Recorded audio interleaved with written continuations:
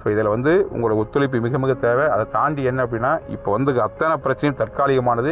So யாரும் மனசு விட வேண்டாம்.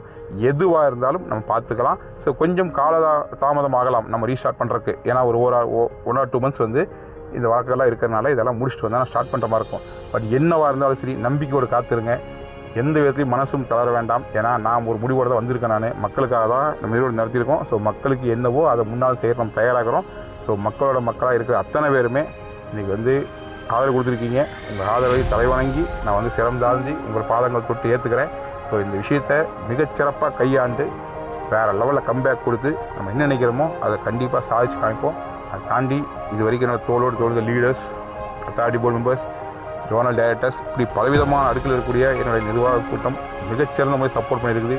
நெருக்கடி நிலைமையிலுமே கடைசி கூட நின்று அவங்களுடைய உணர்வு வெளிப்படுத்தியிருக்கீங்க. ஸோ தைரியமாக இருங்க. இது எல்லாமே தற்காலிகமானதான். யாரும் மனசு